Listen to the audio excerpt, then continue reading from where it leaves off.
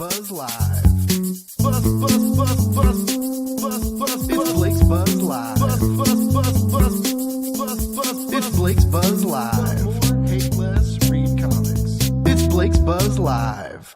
Buzz, buzz, babies. Buzz, buzz, babies. It's Thursday. It's almost Friday. So that means it's a pretty good day, right? It's another episode of Blake's Buzz Live. I'm so excited to bring in our first guest, our only guest, our extra special, amazing guest who's actually been on the show before. But anyways, real quick, as you know, we do a couple quick announcements. I am the social media manager for Metal Ninja Studios. We are running a charity campaign for intracranial hypertension. It's a buildup of spinal fluid. It's very painful and disorienting for people diagnosed with it. Basically, there's doctors have a hard time treating it. It's a very like low case scenario. There's no cure. They need a lot of money for research. So we are running a campaign to help raise some funds for that. We got some cool shirts, a mug, a tote, some awesome stuff you can check out. You can donate to the IHR foundation directly through the website if you don't want to buy the merch, or even for real, just sharing it really helps. I will post the link in the chat so you can check that out. And then our final announcement before we get to why you're all tuning in, I'm sure, is One True Love is still on Kickstarter. We are at about 60% funded. We got 15 days left to go, got about $3,000 left to raise. This is a really great noir epic graphic novel. I'm calling it the summer noir epic of the summer epic of the summer. It's really good. Jay Chic and his awesome illustrations are just bringing this to life. It's gorgeous black and white art, wonderful noir.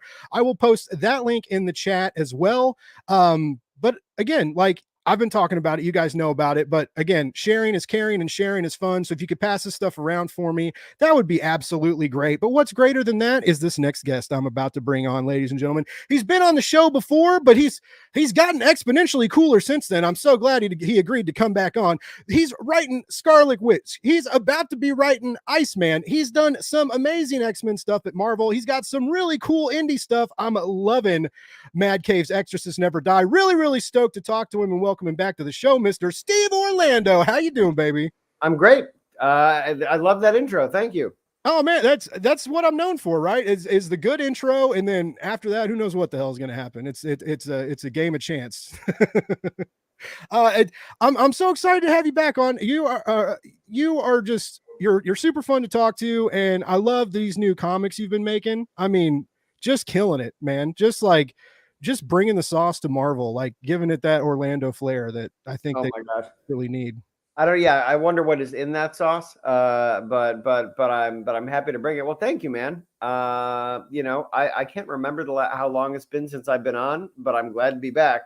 At least a year, maybe more. It's probably been about a year. I think I got a new microphone, a new camera. I got fancy lights now. I got a mustache. Like everything's different now. No, and you were talking things are different for you too. Recently bought a house. That's awesome. Living the dream, cooking some good food. And are you still doing some food blogging, or are you too busy? Is Marvel keeping you too busy?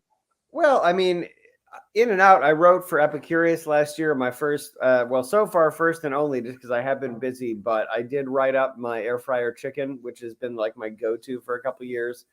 If people are surprised coming over. So I did. I'm a food writer now in a little bit. And if you want to learn how to make an air fried whole chicken like I do, you can go to Epicurious and you can read that article. It's kind of foolproof.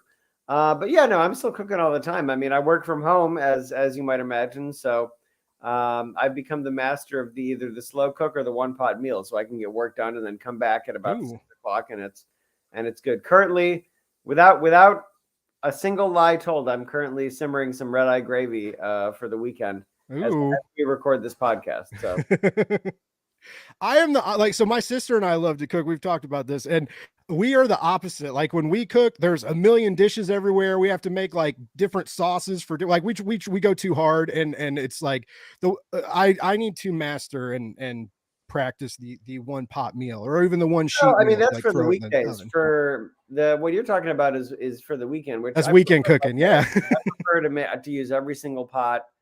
possible. And then what we do is we just close the door to the kitchen, and then the next day we just like take a flamethrower to it, and that's how we clean up. But yeah, no, so that is my normal mode. It's just I can't do that during the week, so I've become very good at, the slow cook. It's always like pulled pork type things, right? That you can then eat throughout the week. But I mean, listen, it's when you write all day, I don't know, I find it relaxing. Like one of my friends is visiting for the weekend, and she got voluntold that she's doing a bachelorette party on like very short notice. So I'm taking a half day tomorrow and helping her make a bunch of like New England bachelorette meals. So like tiny little crab cakes and I'm not a tiny food cooker, but I'm going to be tomorrow, and I'm excited. It's creative, but it's different. Yeah. Tiny crab cakes sound dangerous because I can crush quite a few regular crab cakes. If they were tiny and bite sized, they'd kick me out of that party. Oh, well, man. No shit. Yeah. I mean, I don't understand the concept of miniature food. I don't understand. I mean, like, to me, one bag of Doritos, no matter the size, is one serving. So I don't really, I understand the concept, and I'm happy to be on board, but it doesn't necessarily hold appeal to me. I would rather have like a crab cake the size of like a fucking cornbread pan. Yeah. That's how they should be. Now we're talking like just a cast iron crab cake that you just challenge accepted. Maybe that sounds like that also sounds expensive too, though, because you got to get like all the lump crab, and like, so you're probably talking about like $40 worth of lump crab, maybe, even if you mix it with that imitation shit. Point. But I mean, the price for greatness is often worth it, right? You get what you put in. That's true. Although I have been eating, like, my confession is that we have when we moved, we gained 2 new brands of grocery stores, and I've discovered there is you can buy black lumpfish roe for like $12. Ooh. And it is not overly salty or overly briny, and it behaves a lot like beluga caviar. It's not as good as beluga caviar, but again, it's $12, not $120. Yeah.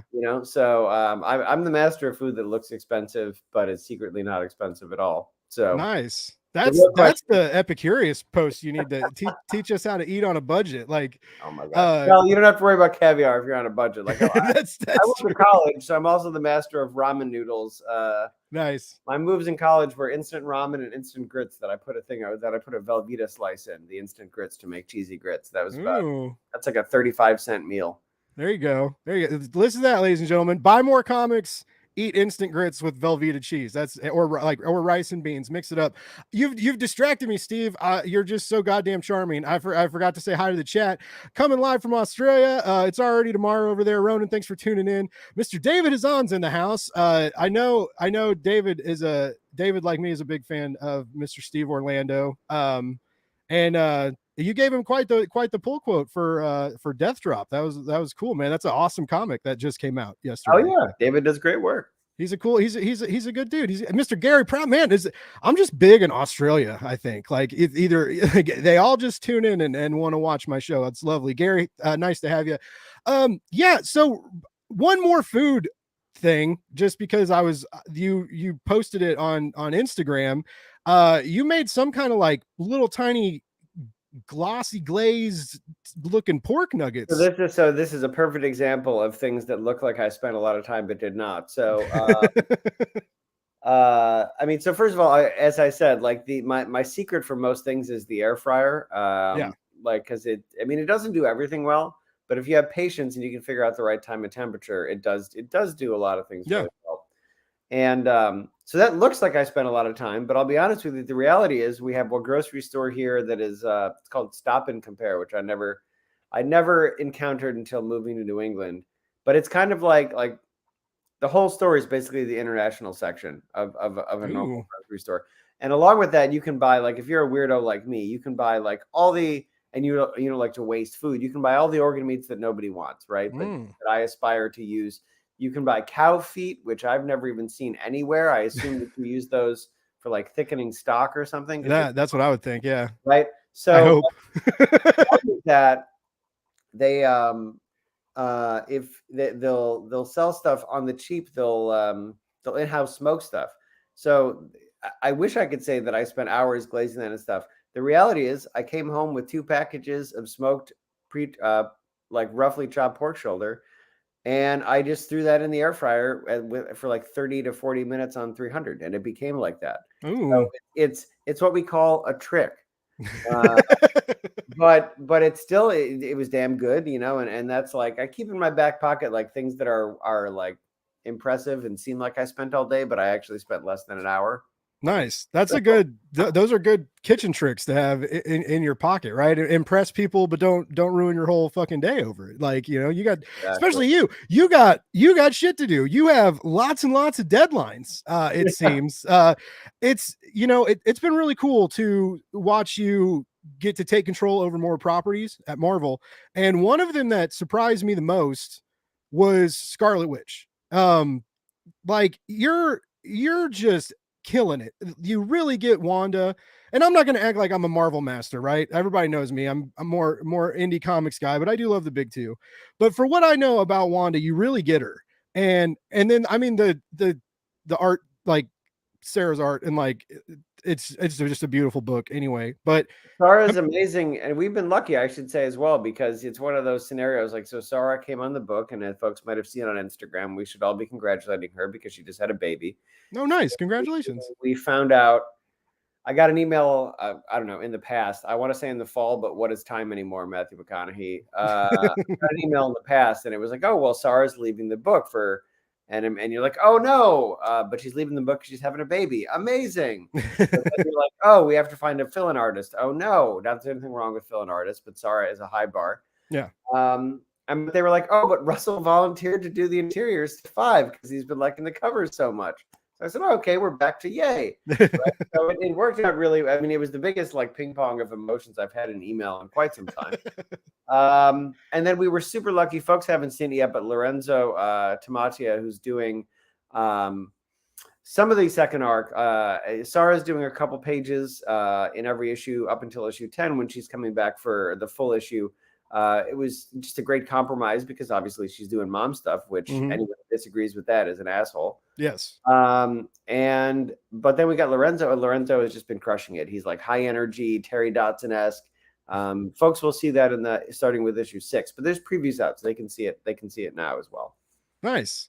Well, that's I can see how that would be worrisome, especially when you're vibing with someone, right? And you guys, if you're not vibing, I'm surprised because the book feels like you're vibing. It feels like everybody's very much like working as a unit to just make the absolute best book that they can. Not but again, like also that's cool. Russell's going to do it. Like I don't think anybody's going to get mad about Russell like taking over for an issue. That's exciting. Yeah, I mean, he did 5, and hopefully, I mean, and having him on covers alone is amazing. I mean, I've been very lucky. The bucket list is getting shorter, my friend, and because I don't, I mean, not to pull the curtain back too much, but who is on covers on your books is sometimes a question of availability and scheduling rather than like, oh, who does Steve want to working on his books? So the fact that I've been able to work with Russell, the fact that I have Jesus Saiz on Iceman, which was like Jesus for me, pardon me, like nobody thinks that Jesus is bad. Of course, everybody thinks he's good, but to me personally, like I've always thought he's a superstar. So nice to have him on the covers again is a bucket list item. I mean, I've loved that dude's work since I think the first time I saw him was the Brave and Bold issue he did with JMS. Who actually he's on Captain America with now, come to think of it. But back in the day, they did an Aquaman issue of Brave and Bold. And at the time, it was the coolest Aquaman had been in like years. It was just so fucking cool. So I've loved Jesus. He did amazing work with on Swamp Thing with Charles Soule. So to have him be on the covers of Iceman is lit. I don't know what else to say. It's very, very cool. So I've been lucky, and I can't complain. If you keep me on here long enough, I'll find a reason to, though. So about that. Yeah, it's easy to do sometimes. You just I get you guys all loosey goosey and you feel too comfortable, and then everybody tells me secrets. It's amazing. It makes for great ratings. This is a LaCroix, my friend. It's not a beer. If you want, I can go get a Utica Club, though. I mean, it's if you want, you do whatever you want. Well, I do support drinking on Blake's Buzz Live. Well, I don't know. Do you guys have? I forget. You're Kansas City, right? Yes, sir. Do you get UC down there? Like that was my beer in college, and I hadn't had it in years. And I just went back for my 15-year college reunion. For folks doing the math, I am old as shit. And we had it, and honestly, it was so much better than I remembered it. Oh, really? Well, it's a historic beer, and that's true. It was the first beer produced after Prohibition, and it is also one of the beers that I think, I don't know. You could take the brewery tour. It's also where they make Saranac now at the Utica Club Brewery. And I want to say that they did some brewing for the Army or some as well. Like they supported the troops in World War II, and then after Prohibition, that was long after Prohibition, but they were the first people in production after Prohibition, and they did something for some sort of contracting and brewing for them. It's just a cool historic brewery. But the thing is, I bought a 30 rack over the weekend. We were all like, this shit is not that bad, because that was number 2 when we were truly destitute. It was always Keystone Light. Yeah, that's what we drank in college. It was cheap and tastes like water. Yeah, I mean, but I don't know that I could ever say that tastes good. At best, it was. No, yeah. But drinking the UC, I was like, this is totally like, as far as dad beers, quote unquote, go, the ones that $2 at a hipster bar. It was so much better than, like, I don't know, Hams. That's the one that always comes to mind. Yeah. Like truly, I think you get a $6 off that for like $3. Yeah, it's cheap, and it tastes good for like a couple drinks, and then you get tired of it. And usually when you buy them, you buy like the giant tall boys of it, and you're like, oh, we got a lot more to go, guys. Like, yeah, I mean, that'll happen. I can't say that I enjoyed myself a Hams. My cheap beers are, well, obviously UC and Jenny Cream Ale, because I'm from Syracuse. So, okay. And to be clear, only the normal Genesee Cream Ale is good. I mistakenly bought the seasonal one last fall, thinking, or in the past, as I've been saying, thinking like that it would be good because on the label, of course, it was like, oh, cran orange spiced beer. This sounds kind of good. But then I remember that it was made by Jenny, so it was in fact not good. I still have a can in my fridge because normally if I get a beer I don't like, I'm like, well, fuck it, I'll use it to make like I'll braise up some sausages in it or something. Yeah. But this is so, like, the weirdness of this beer is so pervasive that you can't even use it as a marinade unless you want like chicken that tastes like bad cranberry beer. So I haven't figured out what the last one is going to be yet. Maybe I'll christen my new backyard with it by pouring it into the yard when no one's around, but we'll see. Wow, that's a bad. There's not many alcohols that you're like, I can't even make fucking food with this. Like, I mean, oh well. I used to be a liquor salesman, my friend. The list is long. Top of which is I don't know if this is still for sale, but when I was working at my first, no, that's not true. When I was working at my third store, one of the reps we had a pretty good relationship because we were both relatively normal, and my boss was like a eccentric wizard person and was very hard to deal with. And anyway, like he made me taste this thing, and he brought in a lot of good shit. He was also the guy that sold Willet, and a bunch of other bourbons I needed. When it was in, he was the guy that sold Johnny Drum, which was like my favorite bourbon at the time. But then he poured this thing in a glass, and he was like, "Oh, you got to try this." But I'm not gonna tell you what it is. So I taste it, and Blake, like, I can't even describe it to you. All right, like it tasted like I once tried Hakarl, which is rotten fermented shark meat from Norway. Oh, that's the thing. And I would describe that as tasting like, well, smelling like ammonia. Like even Bourdain couldn't get it down because the smell was so strong. But tastes like hot beach trash. Now this tasted like if you took like vomit newspaper, but then you steeped water in it. Wow. Anyway, it was Ivanovich menthol tobacco flavored vodka. And to this day, my friends, it is the worst thing. Well, I'm not gonna say it's the worst thing I put in my mouth because again, I went to college. But it is the worst thing that I've tasted, maybe ever. Amazing. With the Hakarl. That's gonna make the best YouTube short ever. Oh my God, yeah. So we're running Sainted Love on Kickstarter now, and they were like, Steve, what we're going to do is we're going to do like Benny Hill, right? So just say Sainted Love is, and then start making hand motions and gesturing wildly, and we'll run audio over it. And like, it got pretty. I mean, you'll never know what I was saying there, but like every crude hand motion. We started it coming, and like it was only downhill from there. But hey, I'll do anything for a gag. Amazing. Well, I mean, hey, hell of a segue into Sainted Love. We got to talk about it now.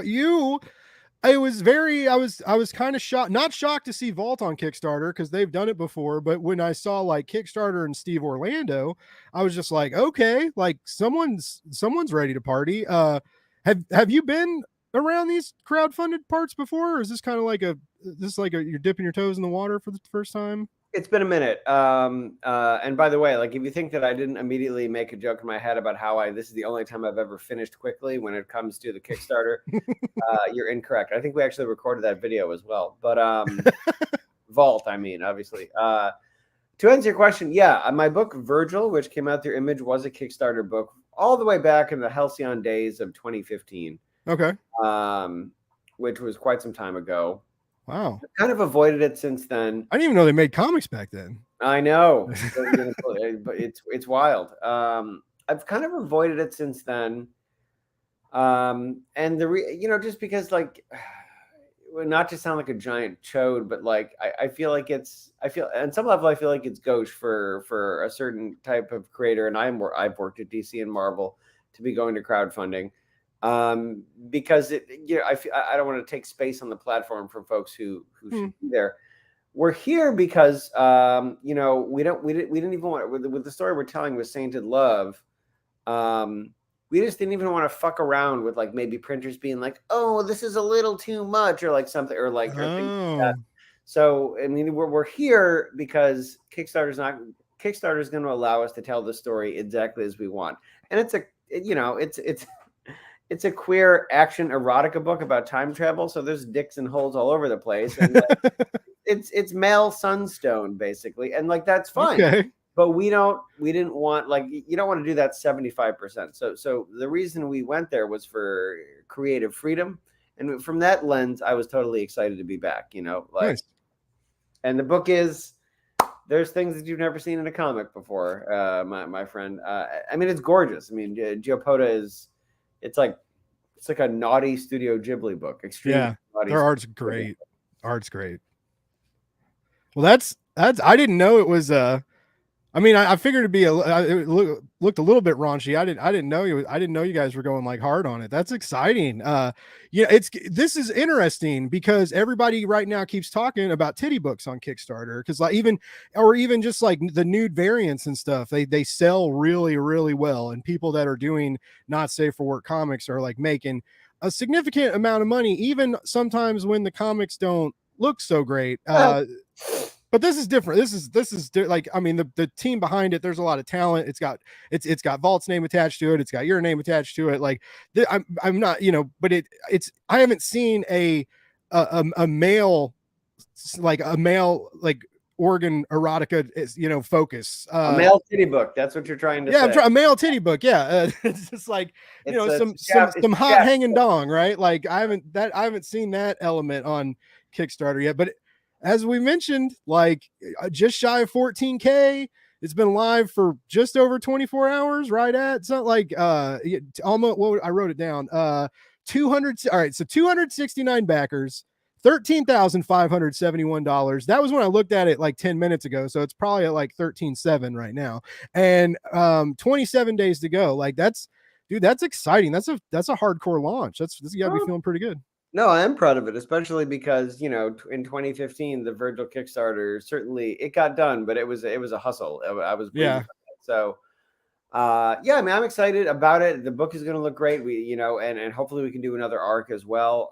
This is the thing, like, there's going to be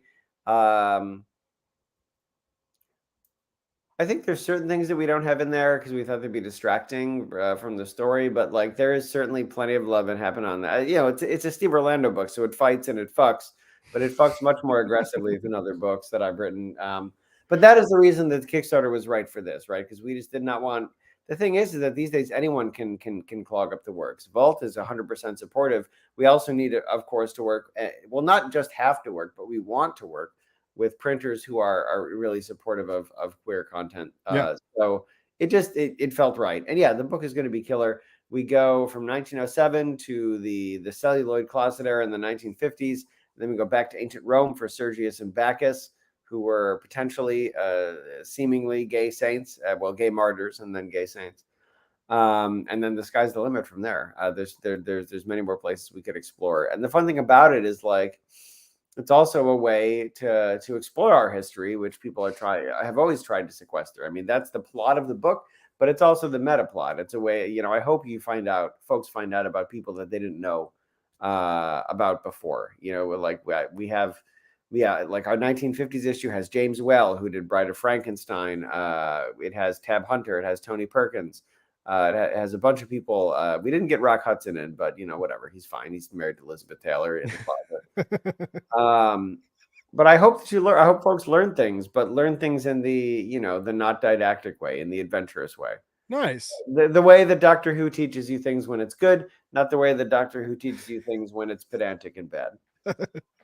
So all right, so a lot of historical research in here that you were toying around. I feel like you do a lot of research when you write books. Like, I mean, hopping back to like Marvel, I mean, everything you do just feels very like well researched. I'm sure I haven't heard a lot of anybody ever, like, I've never heard anybody ever really say like Steve Orlando doesn't get this character. I feel like, okay, well, I'm sure you have. I'm sure you stuff on the internet, but that's fine. We appreciate it. We love it.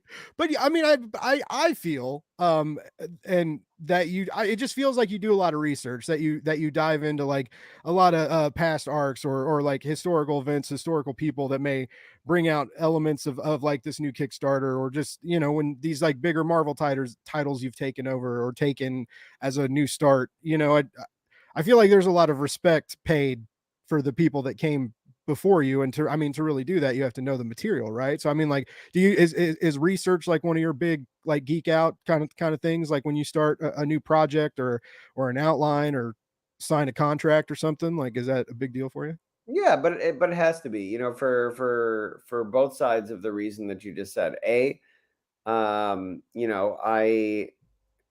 need to, I can only speak for myself, but I try to treat my peers as I'd hope they would treat me. So I try not to be a retcon guy.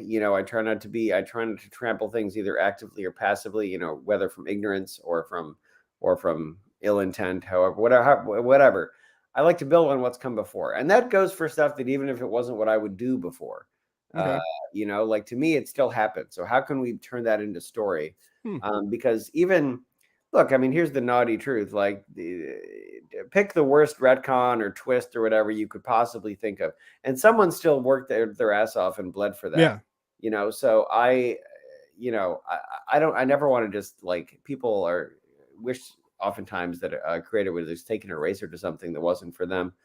And I get it, because I felt that way in the past, but I don't want anyone to do that to me. So I feel like my job is, yes, we go back, we research, and we find how to be additive to what's come before. Maybe we de-emphasize certain things, but that doesn't mean we say it never happened. And then conversely, these characters are all extremely important to the readership. I always say this, like, every time I think that it's a character that's so Z-list they can't have any fans, that character's hive rises up, right? So every character is someone's favorite character. I make this joke, like, when I went to Marvel, I was like, we'll put Mammomax on the team. Who could possibly be a fan of that giant acid-spewing elephant mutant? But, they were there. And, of course, we wanted to make him cool, and hopefully we did as well. So, yeah, you have to dig in, and you have to do the reading and look into the characters, really. And, it doesn't mean you have to read every single thing. It means you have to find out who they are as a person, find out the immutable things so that you can challenge them. Okay. And that's the work. Like, it would be, I have read numerous Scarlet Witch appearances. I've read every single solo book she's appeared in. Have I read every single book she's appeared in? For example, well, no, it would be bullshit to tell you that, because I have to actually write the books. So part of the job is, I mean, like, you dig in to all of the key moments. What is it they supposedly said in Spider-Verse? I haven't seen it yet. The canon moments. Okay. I haven't seen it yet either. I'm a wait till streamer guy. I'm that asshole these days, almost. Well, Well, and then you expand from there as you have time. And luckily with Scarlet Witch, I had a ton of lead time. So in this case, Nice. there was a lot of reading done. Well, I had a lot of lead time because we had to give Sarah a lot of lead time. So, but that goes for all those things, like, and sometimes it's easy. I'd already read all the Iceman minis, and I already been a fan of him since he was, well, honestly, in a way, since X-Men 1, because when I was younger, pardon me, I don't know if you remember this. I wish Marvel would collect them because they were super, super cool. They just started doing a series called, they started in early 90s, a series called Professor Xavier and the X-Men. And it was all the original Stan Lee scripts, but drawn by modern artists, usually Jen Garcia, who was great and still is great. And it was just such a good way to get into the original stories. Because as a kid, I thought Jack Kirby was bad. I was young, wrong, and stupid, but it doesn't matter. I still thought that. So this was a way for me to engage with the original stories. So I've been following Iceman basically since I was reading comics. And that is, it's a benefit. But if it's not, you just got to make the time, Nice. and you got to figure out who these characters are. Well, I like that. I mean, like I said, I love your stuff, and I love you, so I'm biased maybe, but like I do read a lot of comics, and I always feel like there's a lot of care. Honestly, it's like I feel like there's almost the same care as like characters you create as you give to these, these bigger IPs and stuff, which it should be, but sometimes that's not the case. Shout out John Westoff. Thanks for tuning in. You got a fan in here, man. We hope we have 15 issues of Scarlet Witch. It's so good. I do too. Like I wanted to keep going. I like this focus that you give to Wanda, and that greatness that I found in Scarlet Witch. I got really excited for when Iceman got announced, right? It's like, I don't know, you're really kind of finding a nice warm corner to like tell these stories on these solo books. You do team books well too, but I don't know. And these aren't, it's never only a solo book, right? Like they have to have other people with them to do things, but I don't know. True. It's but like, I will say exciting. I long for solo books, man. Yeah. Well, just because you do, I appreciate you saying that I've done well with team books. I think that it's a weak spot it's a weak spot for many people. And first of all, you could always get better at anything. So it's not like I'm perfect at solo books. Yeah. No one is perfect at anything, but it is at least knowing who gets the challenge of a team book is always going to be who gets the spotlight, who gets the shine. And you're right. Like solo books for the most part, you still have supporting cast and things like that, but you know where the orbit is. Yeah. So I certainly prefer them, but I also like a challenge, so I'll keep taking team book gigs if they keep offering them to me, and just keep trying to do as good as I fucking can. Like that's part of the job. In a way, you do care more for give even more love and attention to like the licensed IPs, and that's not because you care more, but when you're working on an original, like if I'm doing something that I created or one of my peers is doing that, what you are freed of is pre-existing notions of what those characters could be. Okay. So like if I'm doing an original, people might have an idea what a Steve Orlando book is, but like with Exorcist Never Die, it's not like people knew about Sid and Ellen. So I can't be wrong about how they act, for lack of I mean, you might say I am, but fuck you. Like I just created that book, so along with Sebastian, of course. So in a way, you do give even more to these licensed IP because everybody has a predisposed idea about how these characters act, oftentimes in direct conflict with someone else's idea. So you do have to. I shouldn't say that you care more, but you care and attend to them differently. Just because you're going into a book that like a release that they're already going to have ideas about what it should be. Okay. And usually when you're doing an original, if it's me, people probably hope that people have sex and fight a lot. And like that, yes, I know how to deliver that.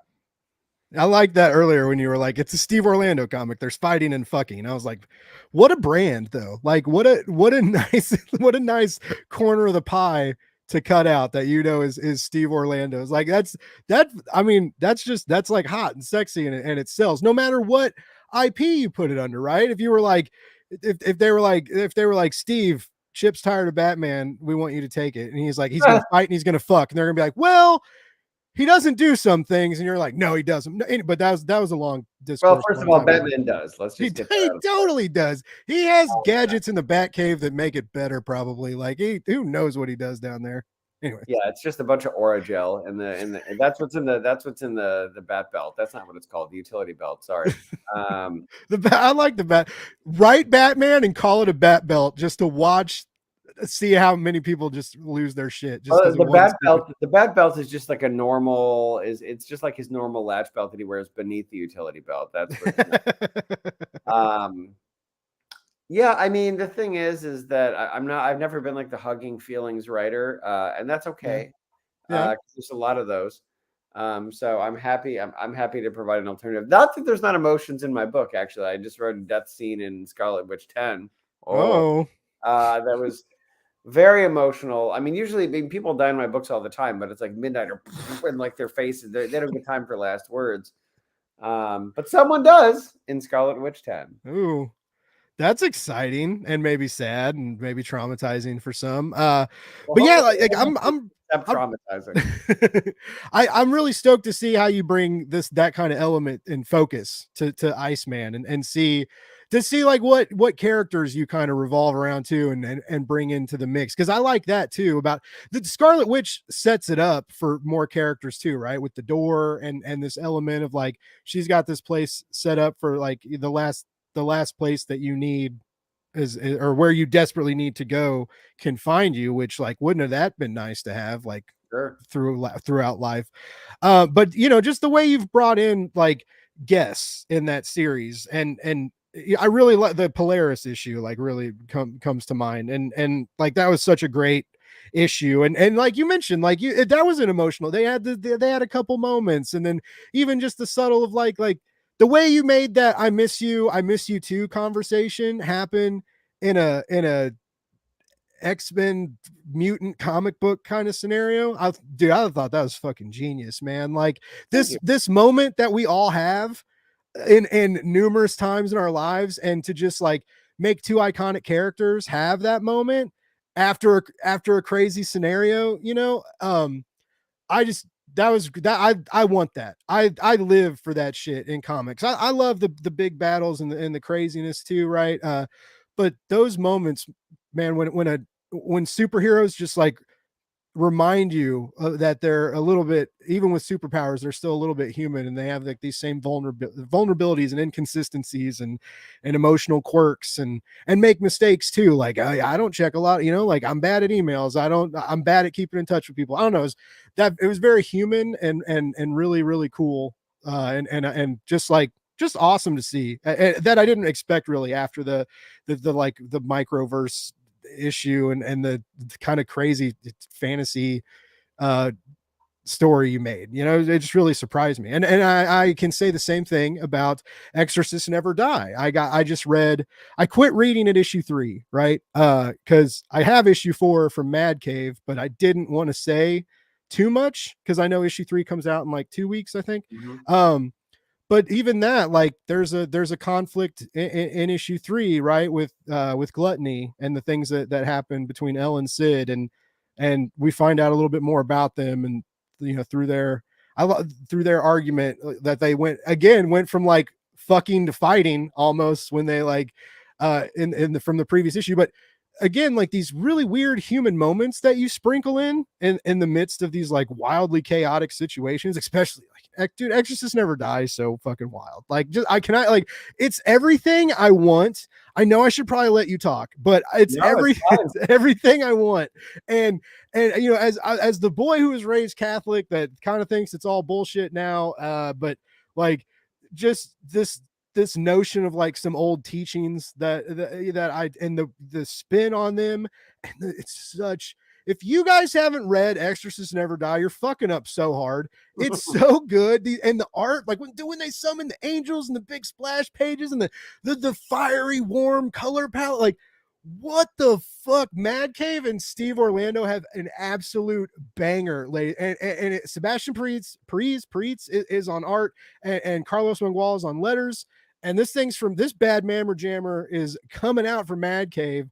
So you got like 2 weeks to get the first 2 issues to get caught up for this. And I can't recommend it enough. Like it's wild and it's different than a lot of what I've read from you, and you're just like, I don't know, man. It just you're like, I came here to fucking party, Mad Cave, and they're like, Steve Orlando, you can party, and you're just partying. Like what like tell me about this and where it came from, and you know, like why it's happening now after all this time. That yeah, and you know, and balancing that against your Marvel deadlines and like tell me all about Exorcist Never Die. I mean, like the thing is, Mad Cave came to me, Exorcist Never Die is something I developed with them. So they had this kernel of an idea. They wanted to do, all they knew is they wanted to do The Raid meets The Exorcist. And that was kind of all I needed. I said, okay, amazing. I can kill that for you, but give me like a couple of weeks to work up a treatment for it. And from there is where we got all of the other influences that come into the book. The the channelings you might notice. Like for me, what I said to Sebastian is that they should be like summonings in Final Fantasy. That's why they're always a splash. That's yes, that's exactly how it feels. Oh, you nerd! Oh, you're such a nerd. I mean, like I love you for it, but like that Final Fantasy is my jam. Sorry. Yeah, we're all just trying to summon Bahamut or whatever. And like the God Flows, that's our allusion to Gun Kata from Equilibrium, which was a movie that I was really into back in the day. So it was, some say is better than The Matrix. It's a hard argument, but yeah, Equilibrium's awesome. With better than The Matrix, sure, Jan. I mean, I enjoy Equilibrium, but I do think it is prey to having a lot of stylistic choices that were like KEWL cool in the 2000s. But now I'm just kind of like, oh my God, just like pose a little less and just beat people up. Like I feel like, well, that's like in the post-Raid era, there's a lot less superhero posing in movies. Yeah. You realize that like in general fights are messy and frantic and you don't like. But anyway, so that's we started building this world, and then we go back to the fact that one of my two advisors in college was a Milton scholar. So to say that I'm familiar with Christian mythology would be an understatement, and as mythology, for the reasons we said, because I had spent 4 years studying Paradise Lost and all the things around there. Even when I wasn't in that class anymore, she was still my advisor, so everything was still about John Milton, which I'm thankful for. Actually, I did a partial adaptation of Paradise Lost for an independent study when I was in college. Oh, cool. Which, the funny thing about that is that the cover artist for that was Jeff Spokes, who's now finally 15 years later blowing up at DC. But he's been amazing, since 2005. Or maybe I feel like I messed up. I took a Gothic literature class instead of a Milton class. Like we had that too. We had Sex, Death, and Vampires. I did a report on Umbrella for it. Nice. Why am I not a famous Marvel right now? I'm just kidding. It's because I didn't work hard enough. No, or try. I never tried to work at Marvel. I feel like if I would have, it probably wouldn't have worked though. Well, you never know. You never know until you know. Starting tomorrow. It didn't work for me for 20 years until it did work. So it finally happened. Yeah, comics seems to be kind of like that, right? Like it's just like you work and you work and you work, and sometimes it pays off, and then other times you just yell into the void on Twitter. Is maybe. Well, that's not necessarily helpful. I never said I was a helpful show. I was just here to entertain. I mean, I had a very brusque mentor who knew how to motivate me, but I'm the first to say that our interactions are not for everybody, right? Like starting when I was 12 and I started trying to break into comics, I probably must have quit 1,000 times, and I would just call him and I would say, oh, this is too hard. It's never going to happen. And he would just be like, well, if it's hard, you could just quit. And of course, I would then become enraged and become very Italian about this whole motherfucker. And I was good for like another 6 months. Nice. And that's how it always worked. But yeah, no, to answer your question, like doing Exorcist Never Die it's funny, like, because not that Mad Cave could have known this, but these are all interests I already had. So it was like about building this armature that we could showcase them all, and also just showcase Sebastian.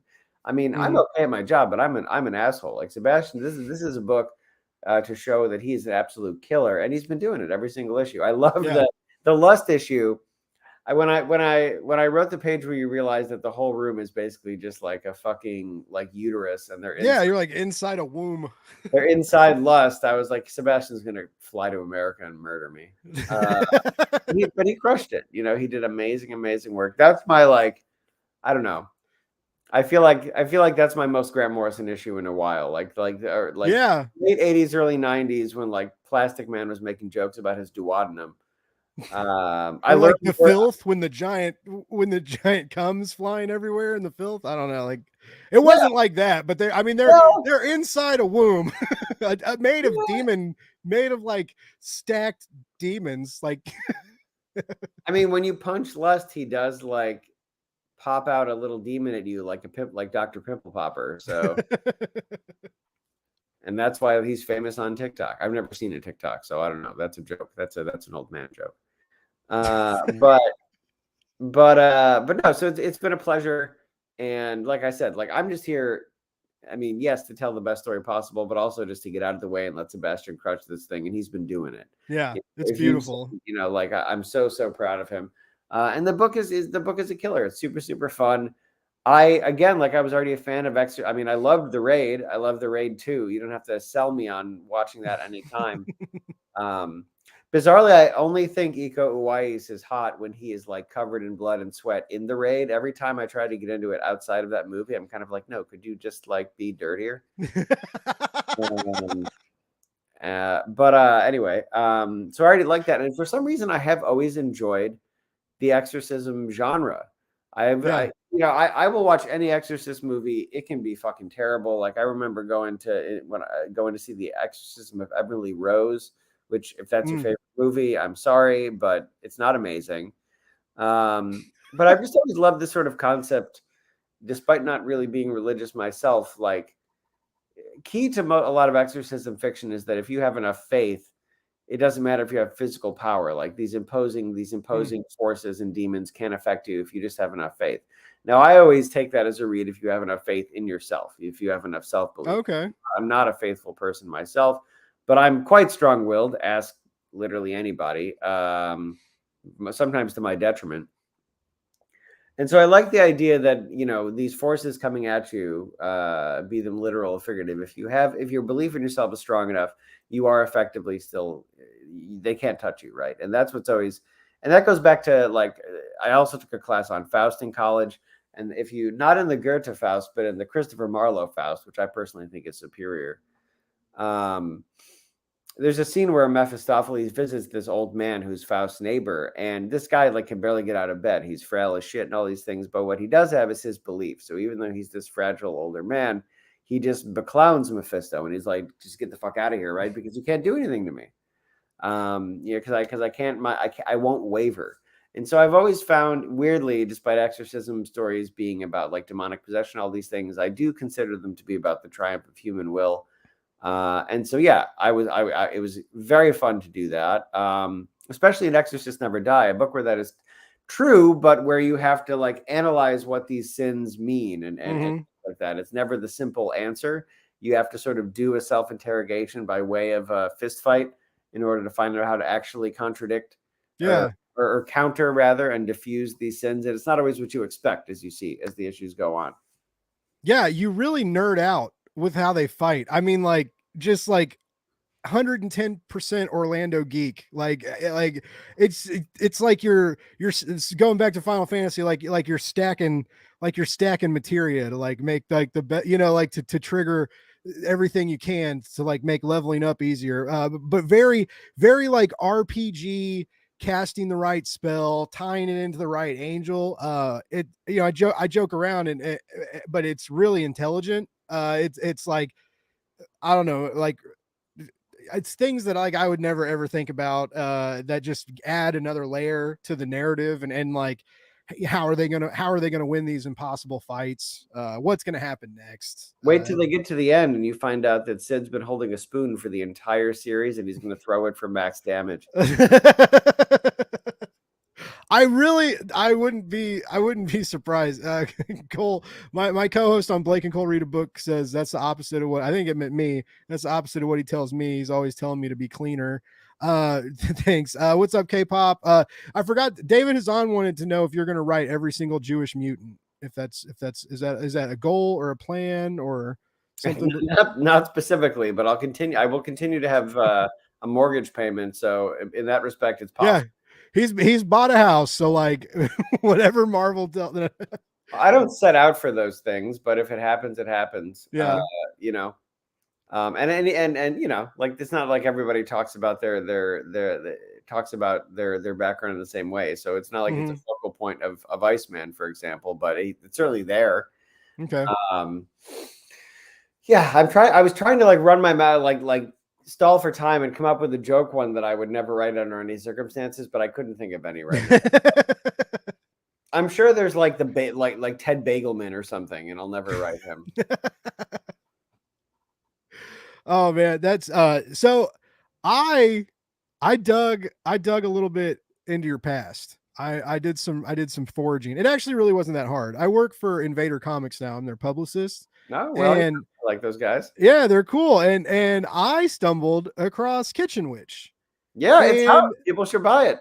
Yeah, they should. Everybody actually should buy it. Like, I mean, I think we spent the first almost 20 minutes talking about food. People that know me, follow me. I love to cook. I love food and I love comic books. And when they come together, I kind of think magical things happen. And like we mentioned in a heartfelt moment in our last interview, I brought up weird how I've brought this, like I'm such a repetitive bastard. I brought up your last children's novel like in the because you had come out with the Rainbow Bridge right around the time that we talked with Steve Fox. And I told you about how I lost a dog and it like shockingly like both broke me into little tiny pieces but like helped me as well, you know, like I fucking ugly cried reading Rainbow Bridge, dude. Oh my, like it wrecked me. But then like after you know, it was like I felt slightly rebuilt and things were a little bit better.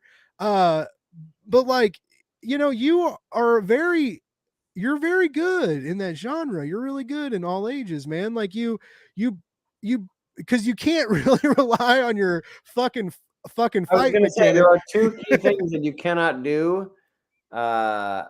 You can fight. There's a lot of fighting in Kitchen Witch.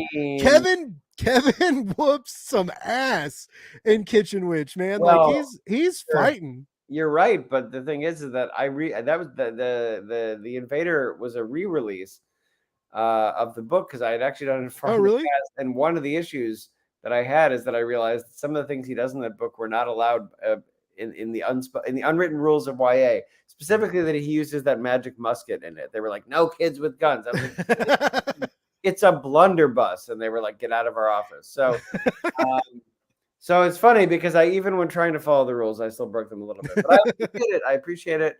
And, you know, that book was written when I was still working in food and wine.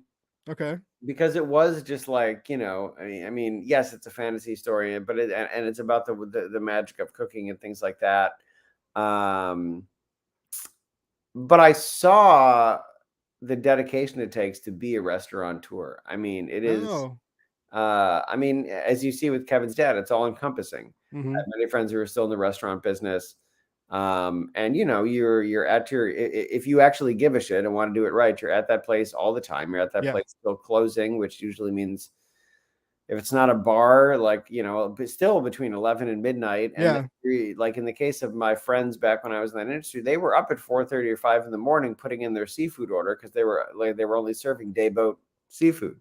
So, you know, like, when do you do family stuff? When do you fucking sleep? You know, so I mean, I have immense respect for folks in the restaurant business, and that's part of where that book came from. Cool, man. Yeah, that's, you know, when I was in the service industry, it wasn't high dining. I was a fucking bouncer, but like, you know, I was up at 4:30 in the morning too, but for different reasons. Like, you know, we partied when I was, you know, like we worked too, but I mean, we talked about that. Like I worked in it was a bar, I mean, you could eat there. We had good food, but it wasn't like a restaurant with like, as the, you know, the whole deal is about this kid trying to save his father's secret ingredients from a gremlin king. which is just so wild. But no, I'm 37, man. I'm 37 years old, and I had an absolute fucking blast reading Kitchen We're the Wings. same age, so I should probably stop saying that I'm old, huh? Yeah. Oh, I guess we're just both old. I don't know. Yeah, I'll you be look better 38 than in I do. August. I'll be 38 in August, bro. So like, All right, you're a be little bit old. I'll be 38 in October, so you're the old one. I'm still young. Well, I realized like I was at the reunion. Half of my friends don't have my college reunion. Half of my friends don't have any hair anymore, and I have it, but it's getting grayer all the fucking time. Yeah, that it's in though, right? Like that the especially if you get it in the beard, like the salt pepper beard stuff. I mean, not that you have to worry about it. I've seen pictures of you and your partner. You guys look really fucking happy. It's really irritating. You guys bought this house. You have this adorable dog. I mean, I love it. You have a great Instagram life. I hope there's drama and crazy shit behind the scenes. I don't hope that. I love you. I wish, but you have like a very picture, like I don't know. Your Instagram is very like picturesque and like, man. I mean, fuck this guy. I love him, but like, I mean, dude, he's from South Jersey, so we greet each other by giving each other the finger. Trust me. But you guys take Not great from- pictures together. Like you Folks look not great. from the Northeast, like upstate New York, tends to shit on New Jersey, but that's only because we're self-conscious about it being the exact same fucking place. You know, without did we talk about pork roll last time? Yeah, well, I mean, I think I think we mentioned porchetta because I've Oh, wanted to make it porchetta, for a right. long. Yeah. Two different things. So in meeting Mike years ago, I became acquainted with the uniquely New Jersey breakfast meat, which at this point, Blake, I'm just going to send you some. So in South Jersey, it's called pork roll. In North Jersey, it's called Taylor ham. Okay. It is kind of like, I think it's amazing. And you just do it like pork roll, egg and cheese. That's the diner sandwich, right? And either Okay. drunk at night or hungover in the morning. It is basically like a fermented salami. So you cook it like you would like a bologna or something. Okay. But there's a tanginess like from the fermentation. I don't know. It's super, super good in my opinion, but it's like just the New Jersey thing. So you can make like a fried bologna and cheese sandwich, but a fried what do you call it? Tub ham? What was the name of it? Taylor ham. Taylor ham. Tub ham. Ham roll is the one that freaked me out. Like if someone was like, "You want some ham roll?" Pork roll. It's called pork roll. Two names for the same thing. I'm just not listening to Steve at all. I'm just changing all these food names into. Well, don't worry because I'm not thinking about tub ham, which I assume is like the meat version of bathtub gin, and I want to know how that works. You just leave like fucking pork parts and like I don't know, like maybe tub head cheese, right? But I really want to know how you get ham out of a fucking. Do you watch Always Sunny in Philadelphia when they did the rum ham? Rum ham is one of the best. Well, that's also the New Jersey episode, dude. So like, yeah. Oh yeah. Not only do I watch it, but like, fucking yeah. I mean, that was historically correct, Blake. Rum ham. You got they get saved by the Guidos. Like, no, I do like. I will fully admit that I'm seasons behind, but actually, the first in 2007, I was living in Russia, and Always Sunny was a thing that we watched on bootleg, fucking like .wav or whatever the old video file was. Like one guy had it on his laptop and he had like ripped it off whatever the video version of Napster. Oh wow! And it was like 2007. So, and this was only the first season when there was only like 6 episodes. So I've been with it, but I am many seasons behind. That said, like the rum ham is a near perfect episode. The gang solves this whole North Korea thing. Oh my god, one for me. The Home Alone Super Bowl episode. I don't know if that may be a little farther than where you're at if you're kind of behind. Oh my god. Well, I mean, Mike is basically from Philadelphia, so we do watch the show when we can. Sometimes a little too close to home. I'm trying to think. I mean, like everything in the first season is so aggressive but so good. Like when Dennis Lee's grandfather is a fucking Nazi. I just like, oh my god. Yeah, like, and it becomes ghoulish at times in a way that I enjoy. Frank Reynolds' Little Beauties, that's another like horrific episode. The episode where Frank learns about how Charlie goes to bed, and I believe it involves taking drugs and like woofing down cat food. Oh my god, yeah. Their whole living arrangement continues to amaze me. Like I won't spoil it for you, but they they build upon that, and the new season just started. There's like 2 episodes out, and actually there's a new episode out tonight. But anyway, they build upon their apartment arrangement and some things, and it just is like how they keep coming up with that. So they filmed that on like a Sony Handycam and I sold it believe to it. Fox. They like filmed it for nothing and then sold it to Fox for like 20 something $1,000. I heard, or like the first episode or something. And then Danny DeVito just randomly watched it and like told all his people, he was like, I have to be on that show. And then and then he came on the show and it became this like magical thing. And yeah, He saved it. I mean, we only know the way Danny DeVito says the word whore because of that show. He's so perfect.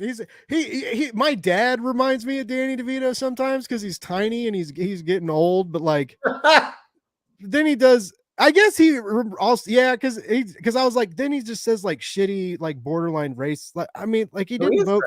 Yeah, he's totally frank. Like the thing about Danny DeVito is he's amazing. He's a treasure. Yeah. I mean, like he would have been a treasure just for his iconic tweet, Antonin Scalia, retire, bitch. If you're not aware, like that one of his famous tweets. But yeah. When I see him on TV, okay, this is clearly what you had me on to talk about. I'm not a huge fan of Family Guy. However, certain jokes it has stick in my mind like they cannot escape, right? So like for example, I believe it's the Star Wars special. They're all in the trash compactor and they're all admitting their like deep dark secrets. And Peter's is that he doesn't care for the Godfather. And everybody's just like, oh, how could well, it insists upon itself. That's his answer. It insists upon itself. Mm-hmm. And like whatever, it flew right past me. And then lo and behold, I'm watching the Godfather at some point in the past. And every time something even vaguely auspicious or Italian happens, there's the Godfather theme, right? Like, like leave the guns, take the cannoli. All right, cue the Godfather theme. And I'm like, holy shit, it does insist upon itself, right? And so it ruined the Godfather for me, and it kind of ruined Succession as well, almost. Because much like the Godfather, anytime something even vaguely important happens, that song plays. Holy shit! Godfather, like Brian Cox sits down, and it's like ba-da-da-da-da-da, and I'm just like, it's an old man sitting down. Fuck you. Like, anyway, the point is that similarly, it ruined fucking Danny DeVito to an extent for me because there's this one Family Guy skit where it cuts to Danny DeVito proposing to. It's one of the cutaways, and he's proposing to Rhea Perlman, and his pitch is just, "It's me or nobody, Rhea." Like, that's all I can think about when I see him. For so, That's funny because when I see him naked, covered in gel, the disinfectant gel, like in that episode when he like keeps disinfecting himself and he's just like all greasy and naked and he's put so much of the gel on him he's like dehydrating. Similar to when he crawls out of the couch naked and we all saw his ass. Oh my god! Well, I was thinking he's been like I remember when they find him in that children's playground trap.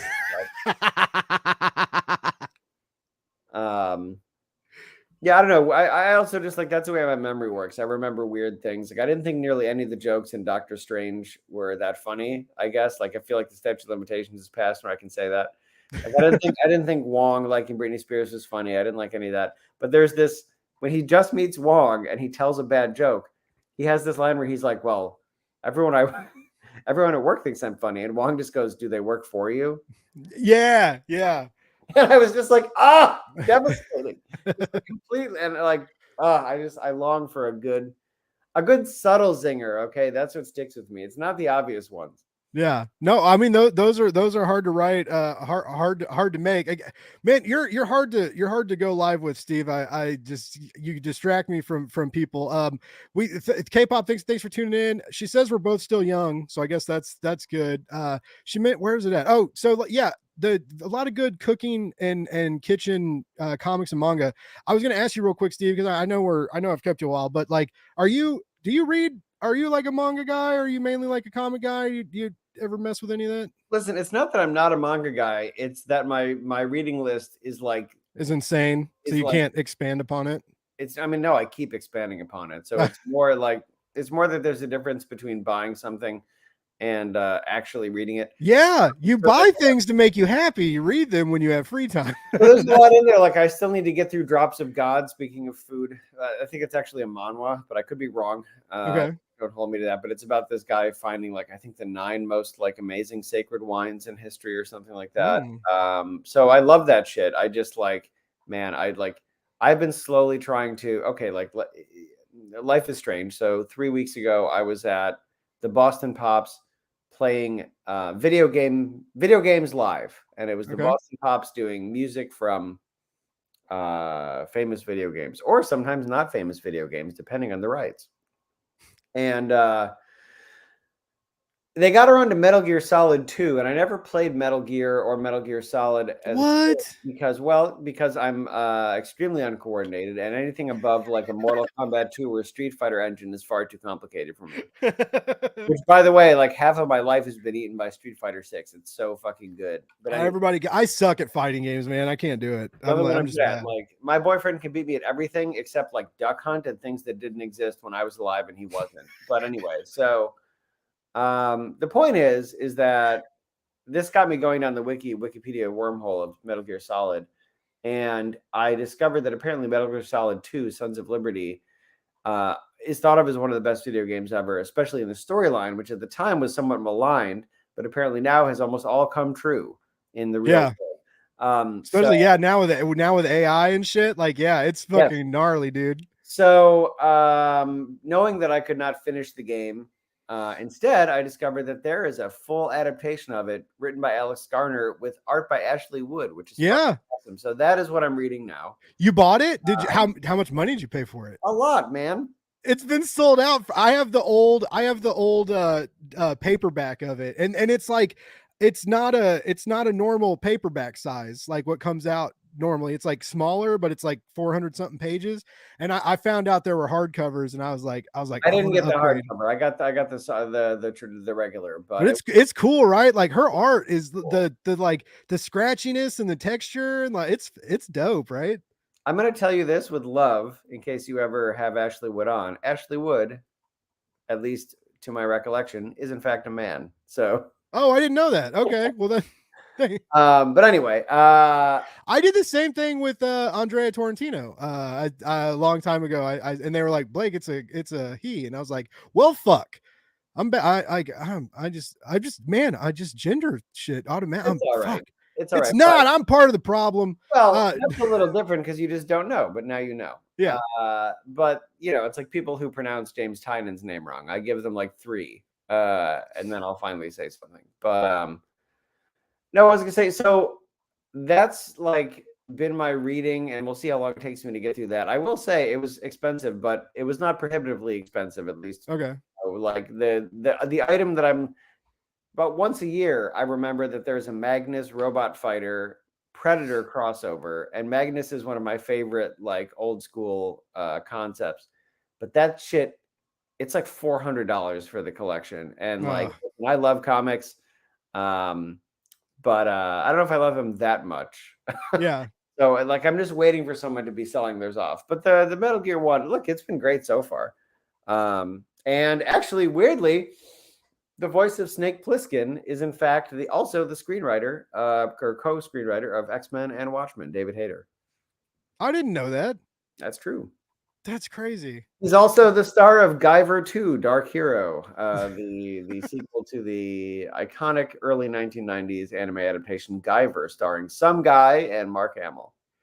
So the last time Steve was on, he introduced me to the X-Men pilot, that the animated X-Men pilot that I'd never seen before, like before the animated series or Pride of the X-Men. Yeah, and I was like, he was talking about it, and I finally I was like, Steve, what the fuck are you talking about, man? I was like, I've never seen any X-Men cartoon like this, and he was like, you've never seen Pride of the X-Men? And then right after we got done, I get this link in my DMs of a YouTube, and I was like, oh my god. So yeah, Steve always dropping the little knowledge nuggets like right at the end.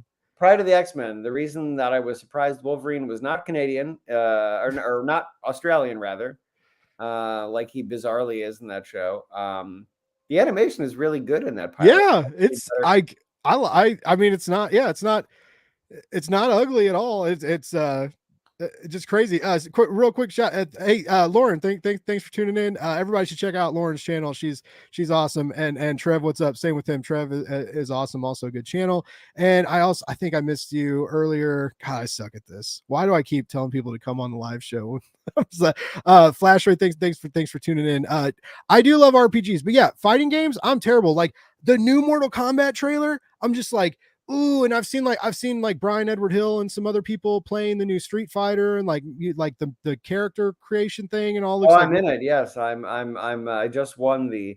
Well, I took a week off because I was doing shit, but I thought you were about to say you took a week off to play Street Fighter. I was like, living the dream. Fuck, don't be absurd. But who am I, Tom King? But like, no, I love Street Fighter 6 because I feel like it combines the best elements of like an open world beat 'em up. Nice. The way that it works if you play the world tour is that you walk around like an open world setting, but then you can spark Street Fighter type fights. So you walk around their version of Metro City, but it's New York City. Like the High Line is there. It's definitely New York City, but like legitimately. You can play the story, or you can just walk around and punch random people in the face, which initiates a Street Fighter style fight. So if like you see some hipsters selling pizza, you can just dragon punch them, and suddenly you're in.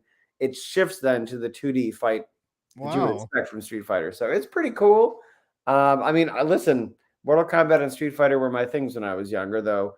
Ironic for the type of work I do now, I was not allowed to play the Sega version of Mortal Kombat because it was too gory. I was allowed to play the Nintendo one, which if folks don't know, they colored all the blood gray and said that it was sweat. This is all real. And much like the Walmart edit of like Hard Knock Life EP, which was 4 minutes long, that I got as a kid. And like then when Kano would they had the fatalities, but there was no gore. So like Kano would jam his hand in your chest and pull it out and go like this, but there would be nothing in it. There's nothing there. Which would still kill you, to be fair. So but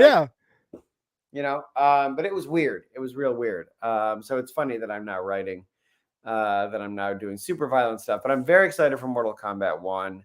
I fucking loved Mortal Kombat 11. I'm not going to lie to you. I loved it. I don't know. What do you think of the movie, the new movie? If you have a real opinion, it was pretty. But it still felt, I don't know. It wasn't it for me, but I can't really. Here's the thing. I think people should just accept that Scorpion is the most compelling protagonist of Mortal Kombat. Like because the animated, ride that and Well, because the animated movies that WB is doing understand that. Those are dope, right? I like those. Like, they get that Scorpion is the lead. It's not that Liu Kang is just kind of boring. You're just a dude. But also, I was an Akuma guy in Street Fighter. I also think Ryu and Ken are boring. So, whatever. Okay. But there was a lot of great stuff in the movie, but it did, in a way, still just feel kind of like a slightly higher budget version of Annihilation for me, which was not great. This is the other live action sequel. So for me, the original Paul W.S. Anderson still wins out. I mean, as a kid, I thought it was the coolest shit that Johnny Cage kicks Goro in the balls and knocks him off a mountain and says, "Those are $500 sunglasses, asshole."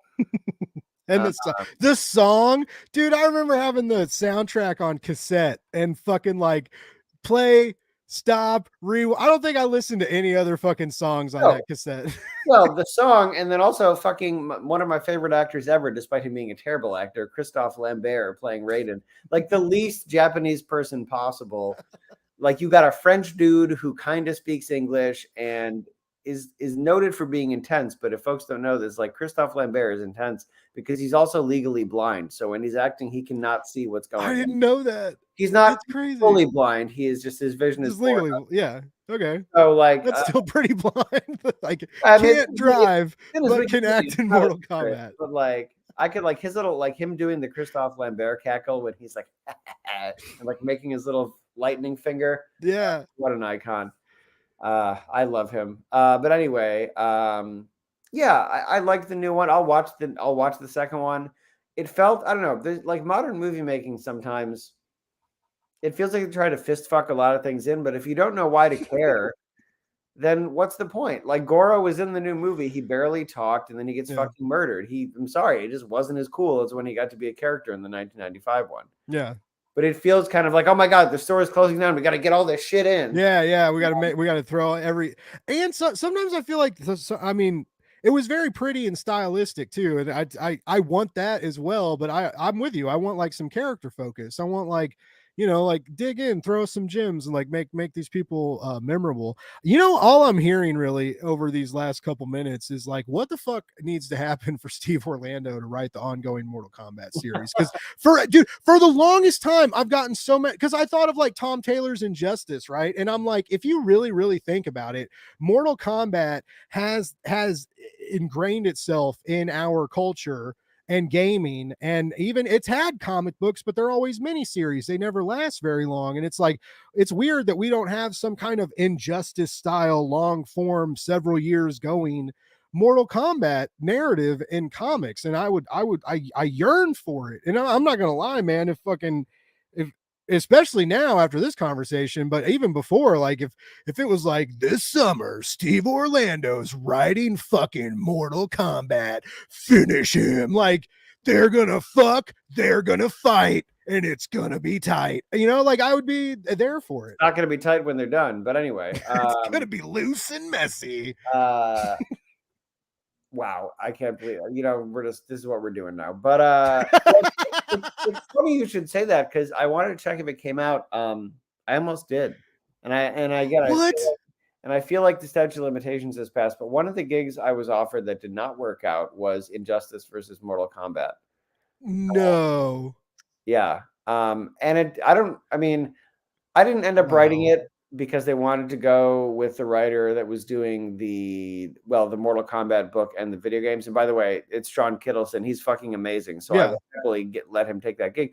But then I don't think the book came out at all. That's what it's. Yeah, I was about to say, I don't remember this. I remember the. I don't mind losing the gig to Sean, because he did. I mean, I think Mortal Kombat 11's one of my favorite video games ever. So I'm not like he's crushing it. However, I realized, I don't think it ever came out. So that was at least almost 7 or 8 years ago, so I feel okay talking about it, but I almost did. And if you think Midnighter wasn't in that shit fighting Sub-Zero, you are incorrect.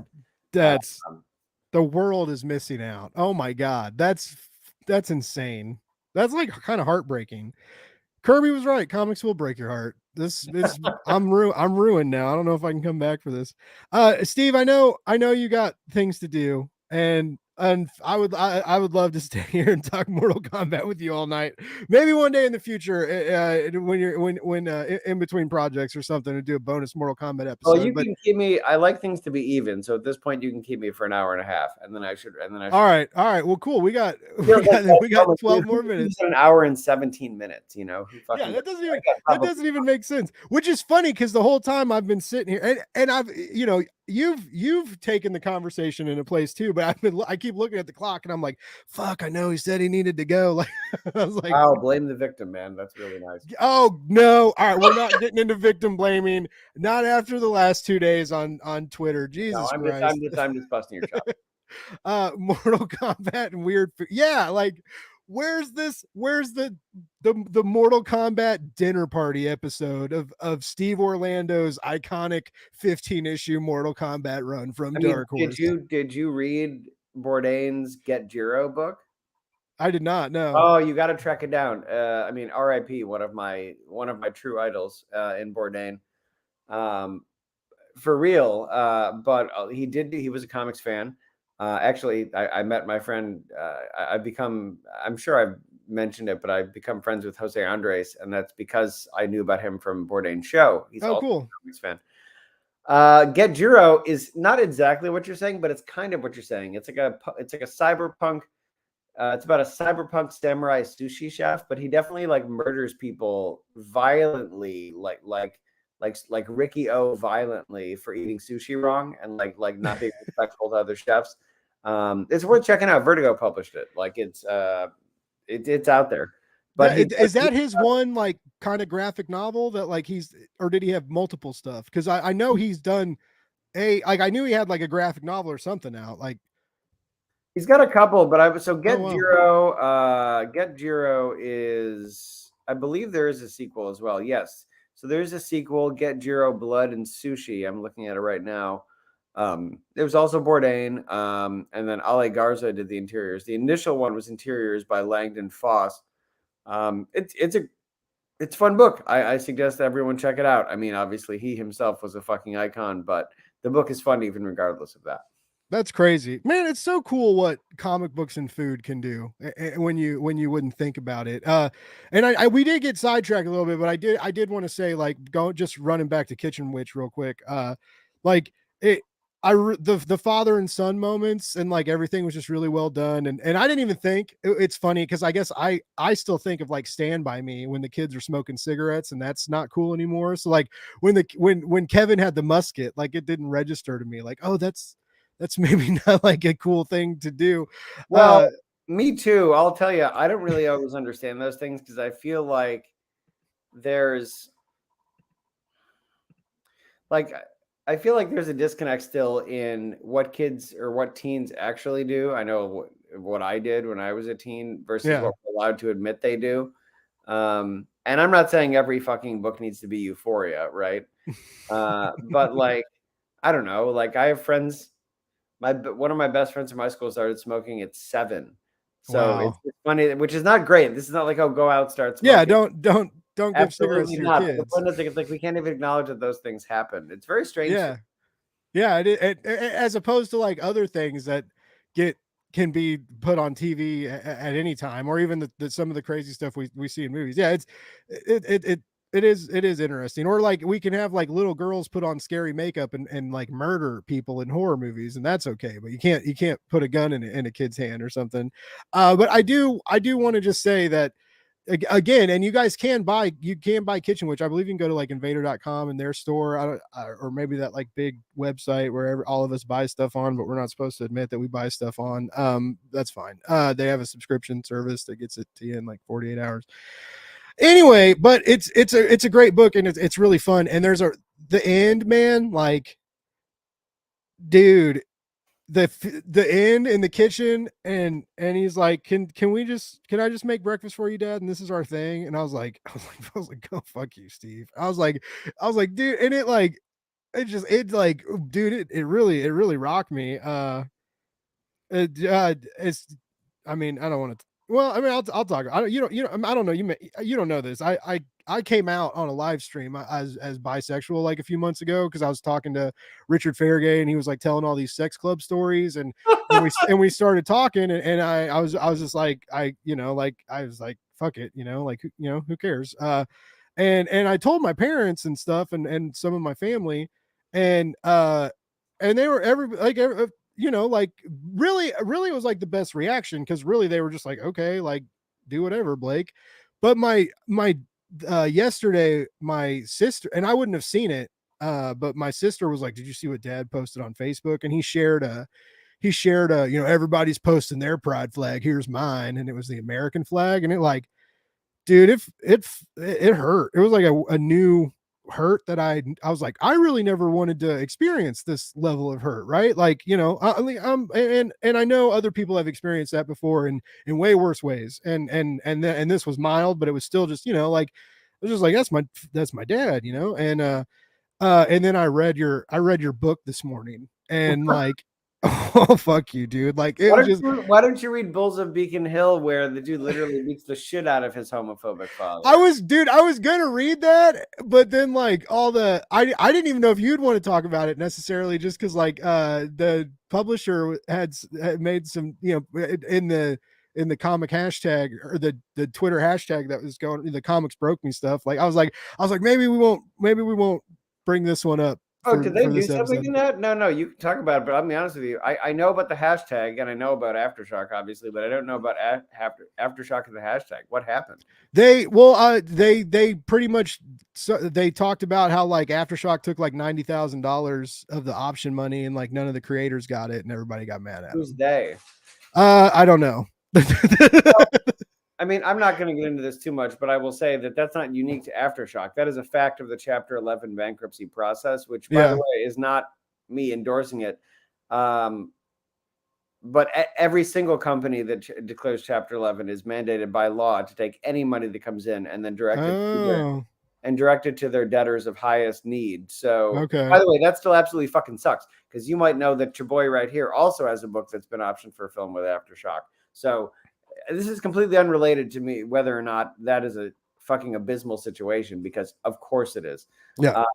It is, however, I'm only saying, not unique to them. It is not a uniquely them practice. It is the practice of anyone in Chapter 11, which I kind of think is a screw job. So there's that. But I mean, it's a great deal if you are the business, but if you're, it can be challenging. It's shitty for everybody else. But yeah, that ending scene really got me. And then you know, then you got me twice. You cruel man.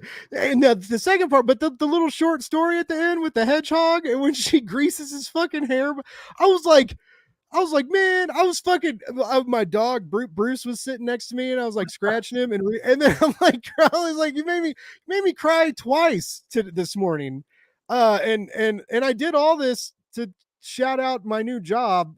So I just really put myself. I just want to let everybody know how strong I am as a person. But dude, it was so good. Like it aggravates me that it's I don't know, man. It's that should be on like every kid's book list. That should be on like every and it's the list has got to be. I know it's like getting bigger, but the list of like any kind of like food comic mashup, and like I said, there was great action, and I loved the art.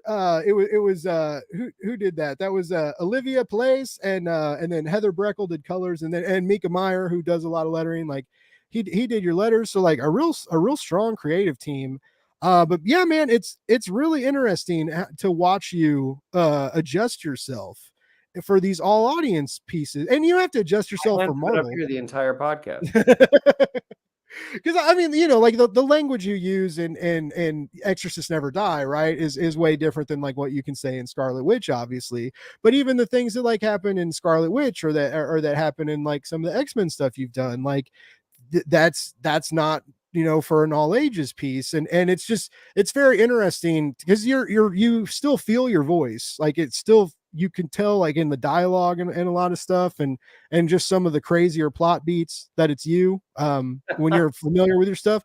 But it's, I don't know, like it's just it's a calmer, more emotional Steve Orlando, and it almost it feels kind of like you get a little vulnerable telling these stories.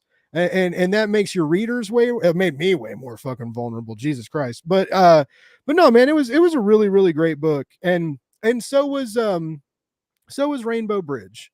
And they've of all the things you've written and that I love, it's so weird that those two books I read at like really weird instances, and like I read, and I knew going into it, like probably like I'm reading or the Rainbow Bridge like right after my dog died, right? Yeah, it's gonna fucking wreck me. Like, let's watch Marley and Me too, or whatever that movie's called, right? Like, I still haven't watched that. I can't. I won't. I'm scared. But then like reading Kitchen Witch, after that weird instance with my dad, and because I mean, I knew after I started it, I was like, oh, it's father-son story. Like, you know, I was like, okay, like I get it. But yeah, like dude, you fucking wrecked me, dude. Well, I've approached that from all angles. So it's an a la carte menu of whatever version of that story you want. And by the way, Flash Ray videos, I completely, as someone who's currently unpaid, I completely agree with you.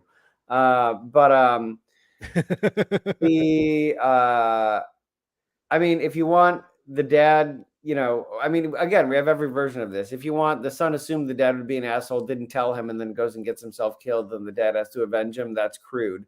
If you, I mean, like the Bolts of Beacon Hill, if you want just the straight up father-son revenge story, I'm extremely proud of that.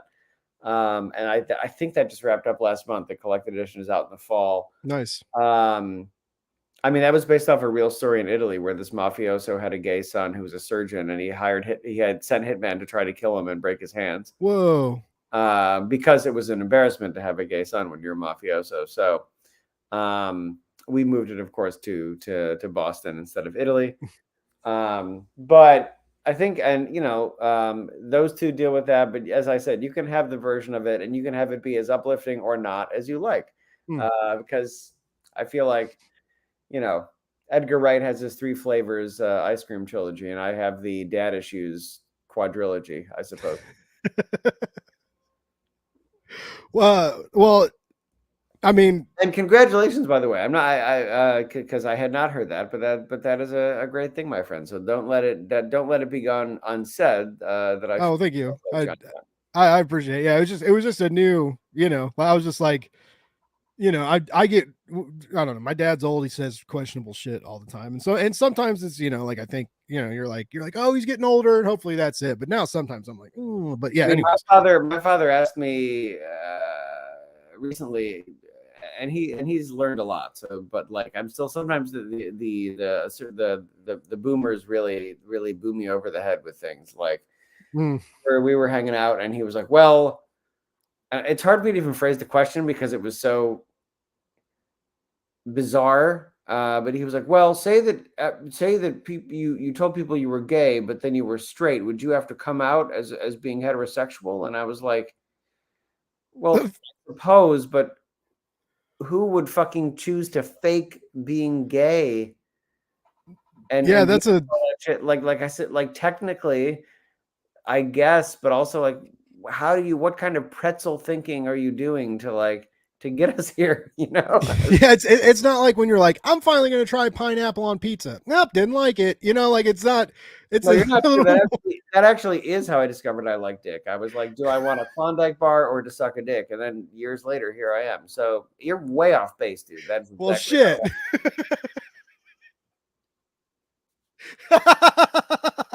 I don't know what to tell you. But pineapple and pizza, by the way, still like I'm against all type of social legislation except pineapple on pizza. Like, come on now. Like, wait, so you're cool with it? No, absolutely not. I never Okay. again. I Okay. don't want to see it like that, or rather, I shouldn't say I'm against it, but I just, stop shoving it down my throat in a literal sense. Yeah, right. Like, just eat your fucking pizza. Like, like not everybody needs it. Pineapples on cheeseburgers, another deal. Is weird to me sometimes. I'm actually just doing a shtick. I'm sure that there are versions of pineapple and especially pineapple and ham pizza that are banging. So I'm mostly just doing a shtick. Because here's the thing: as I talk, I'm like, can fruit work on a pizza? And then my mind starts moving, and I'm like, oh, but I like. Have you ever had arepa pabellon? No, So an arepa, well, do you know what arepa is? I do not. Okay, these are things that you got to get into because it's made for you. It's a South American, usually Venezuelan sandwich. It's basically like a Venezuelan pita, but instead of it being flour, it's like a fresh corn biscuit that they Ooh. then cut open pita style and they shove stuff in. So you get this crispy corn biscuit, and then if you get the pabellon, which is the classic, you get black beans, roasted beef,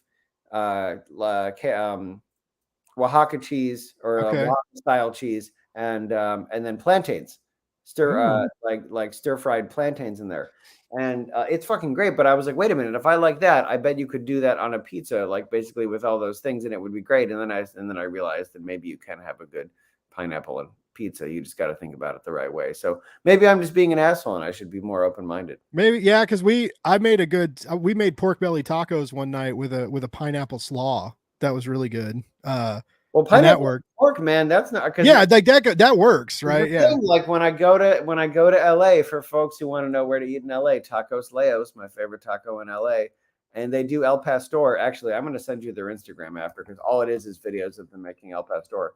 Man, but nice. they have it on like a shawarma style thing, and at the top of this giant thing of meat is.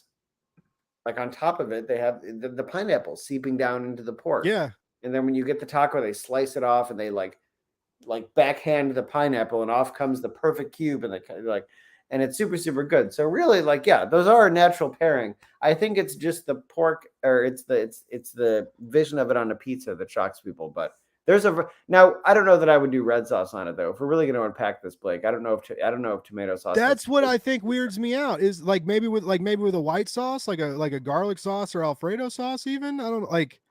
Maybe not even Alfredo. Maybe like a garlic pesto. I don't know, but yeah, the red sauce is where I don't get it.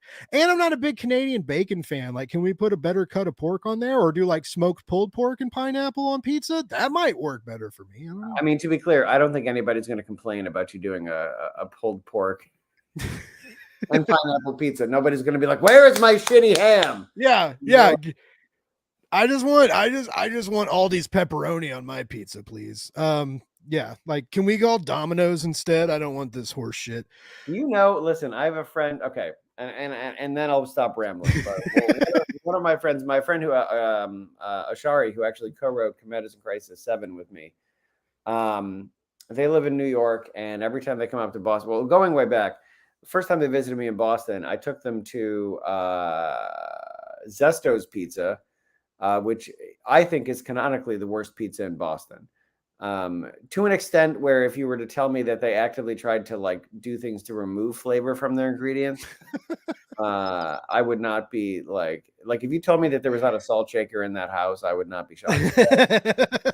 Oh, I go, but the thing is that it's not expensive. It's like 2 slices for like $4 or $5, whatever. Oh, damn. And but it's terrible. So you're not buying the pizza, you're buying watching other people eat the pizza. So I bought it for them. And they put it in their mouth, and just like being from Queens, like, and a New York lifer, like, they put it in their mouth and they started laughing. Right. Like, it's so flavorless, it like wipes your memory. Like, it was pretty impressive. And so like we've been going back and forth, and like we finally found some pizza. I will say, like, if folks come to Boston, there are good pizza places, but that is not one of them. It's usually ones that don't try to be New York pizza, though. Like, there's this place in Revere, which has the country's first ever public beach, and they do a clam pie. Well, first of all, New Haven, Connecticut has a great clam pie, but that one is more like a white pizza. This one does a clam pie with a garlic crema as the sauce. Ooh. And then on it there's clams, bacon, and like crispy potatoes. And it was great. It was the first time my friend from New York had ever said that Boston pizza was great. But this is all to bring it around to, despite all that, sometimes I get a picture at 2 a.m. of a fucking Domino's tray in their house, and I don't understand it at all. And apparently they just consider that to be its own thing. It's not pizza. It's just Domino's. And I'm okay, man. I mean, similar to Taco Bell is just Taco Bell, right? That's like it's not TV, it's HBO, except that's good. But then you're like, it's not pizza, like it's not TV, it's just Domino's. It's Stars, Oh yeah, it's not HBO. It isn't HBO anymore. It's Max. Yeah, I keep forgetting too, because they made you download that stupid new app, and I still haven't uninstalled like HBO Go on my tablet and stuff. So I'll be like, I'll hit that, and then it's like, you have to open Max, and I'm like, why couldn't you just delete yourself and update like other apps? I mean, I'll make fun of Stars forever because there actually were good shows on there, but you just had to endure like some like there's a show Boss with Kelsey Grammer, which was good. He had Lewy body dementia, but the price I pay for watching that show beyond the literal price of Stars, that I had to endure like painful sex scenes featuring Kelsey Grammer, like every episode. Someone who I never want to see fuck. I mean, ever. Even if he was in a Steve Orlando comic, he wouldn't fuck. Well, I mean, like on principle, like much like they say in Zack and Mary Watch a Porno, everybody wants to see everybody fuck, like, but not Kelsey Grammer. So that should show you my opinion. That's amazing. Maybe if he was in the Beast suit from X-Men 3, right? Like, then it would be okay. Which is not really my thing, but it would be funny. So then I would watch. What a wild course of events this conversation took. But I love that it sort of ended and began on food. Close. It started on food and it ended on Kelsey Grammer's blue dick. But we'll call it end and begin with food. Just to bookend it nicely. Steve, this was so fun, man. I missed you. You're such a blast to talk to, and as I mentioned before, all your new stuff coming out is wild, and I love what you're doing right now. I feel like you're in the zone, and you're you're reaching into some real cool special stuff from wherever that weird place is. You bring those good ideas out of, and things are just working out. And I'm excited. I'm excited to see what's coming forth from you, from whether your indie stuff or Sainted Love when we get our hands on that, or just very excited to see what we do with Iceman soon. I said we, like I'm part of it. What you do with Iceman. It's the royal we. Yeah, it's the royal we. But I wrote this down too, by the way. Iceman in shops. What is that? August 2nd is when Iceman is in shops. So probably should just pre-order it now. No one ever listens, even when we try and get people to pre-order comics. I don't know what your guys' fucking deal is, but no one ever wants to pre-order comics. But I would recommend pre-ordering Iceman, and maybe you'll be able to score one of those cool variants that you guys are wanting. Steve, again, thank you again. Like, you're cool when Steve Orlando comes on your show twice, basically, and when he makes you cry 4 times. But where the polite host that I am, you're on Kickstarter right now with Sainted Love. Everybody should check that out. You can, if you Google Sainted Love, it's going to pop up, or if you follow Steve on Twitter, I think the Steve Orlando, there might be some underscores there, but there's links everywhere. But on that note, like, is Twitter still the best place for you, or like where's it? Twitter and Instagram I'm on, and those are my public ones. I'll be on Twitter until it, I'm riding that thing like Slim Pickens. So those are the places to find me, and it's the Steve Orlando in both cases. Nice. Yeah, everybody needs to follow Steve. Check out that Kickstarter. Check if you haven't checked out Scarlet Witch. I mean, if you got Marvel Unlimited, the first 3 issues are there. I think the first 5 issues are out right now. As I mentioned, from Mad Cave, Exorcist Never Dies, just jaw-droppingly excellent and beautiful, and I just love every fucking panel, man. Like, it's such a great ride, and very, very cool. Similar to the last time we talked, when I was obsessed with Project Patron the last time. So you're very good at like dropping these real weird indie gems. Maybe just for me. Maybe you just write them for Blake's Buzz. I don't know, but I love your Marvel stuff too. But these indie titles, man, it's nice to see you cut loose and get crazy. And I'm after what you told me about Sainted Love, I'm excited to see that come to fruition too. Is there anything else that maybe we missed or didn't mention that you want to shout out or tell people to buy or something like that? I gotta look at my cheat sheet. Well, no, I'll tell you this. There's a lot going on, so keep an eye on Mad Cave. There's going to be more books from Mad Cave. Okay. Keep an eye on, also out right now, Sweet Paprika, Black, White, and Pink. I've been short in that anthology, and I do the localization for Paprika, so I've been part of that book from the beginning. Cool. I got the Donna Troy one shot coming out from DC this summer. There are, oh man, yeah, like I said, there's not numerous, but there's multiple Mad Cave books, and there's also a book hitting in, I believe, November or October, and it's a little wavy, but you'll see announcements soon from TKO, which I'm very excited about. It's a book I've been doing for 5 years. So I'm excited that it is finally coming out, and that's been like a labor of love. So, and there's more too, but those are the things that I should point people to. That's your second book from them, from TKO, it is my right? second, yes. So, and I'm sure there's more. It's just like we sometimes we never know when things come out because we're so in the mind.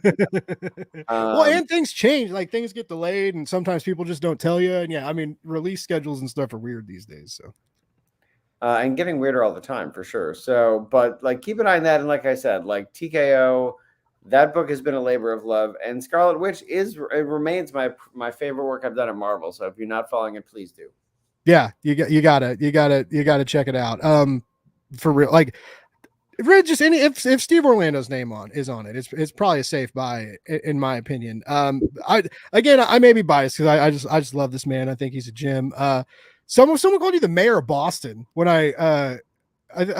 listen, that was Sean Von Gorman. He says a lot of things. Yeah, it was Sean. Yeah, I was like, who said that when I like posted it? And he was like, the mayor of Boston. I was like, is this a thing I didn't know about? Like, I'm not the mayor. Well, I knew you weren't the real mayor. I didn't know if it was like Not even the spiritual mayor. I think I'm the spiritual mayor in comics when you don't know anybody else because I know where food is. Okay. So to Sean, I'm the mayor of many places, I guess.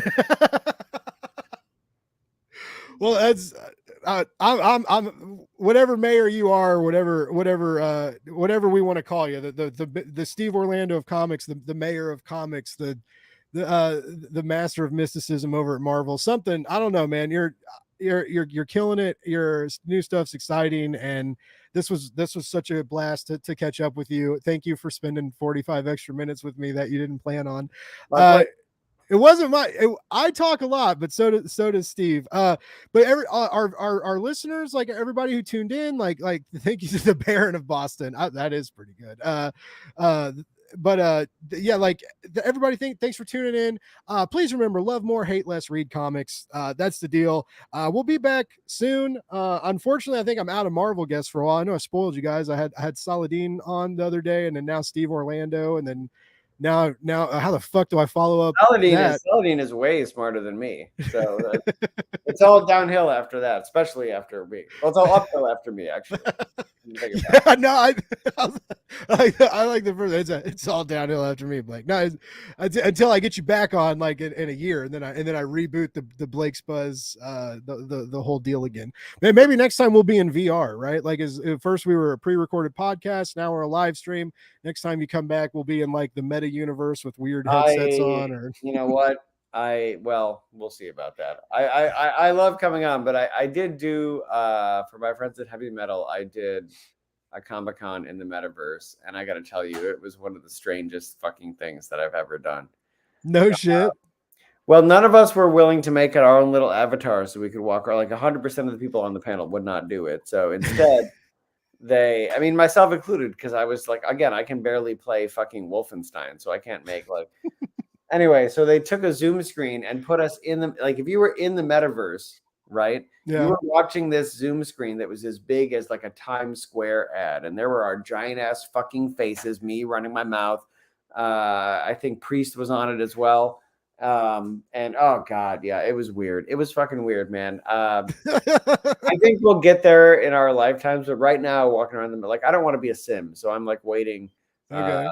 For a couple of generations more, when I can look like my boyfriend's cyberpunk character. That's when I'll join the metaverse.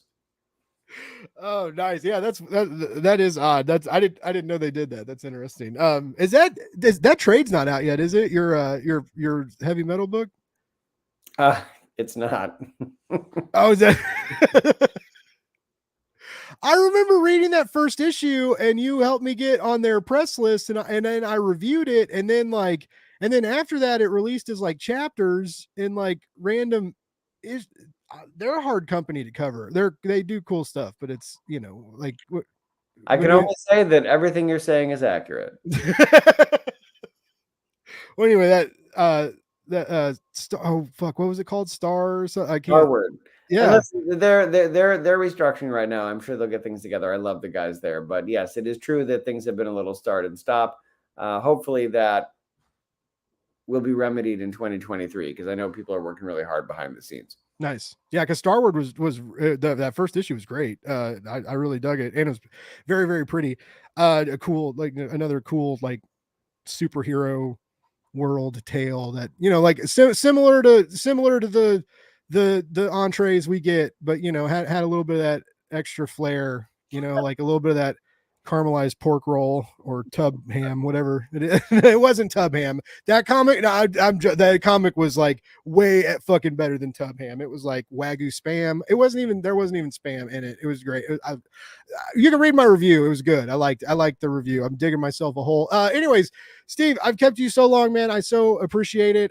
Everybody, again, thank you so much for listening. And Steve, unless you got anything else you want to shout out, I'll play the music and set you free, buddy. How could I possibly top Tub Him, man? I think we got to go.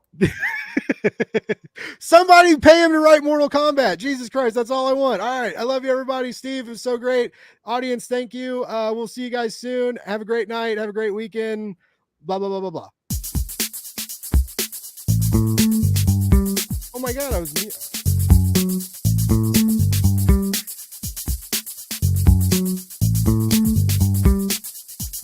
It's Blake's Buzz Live.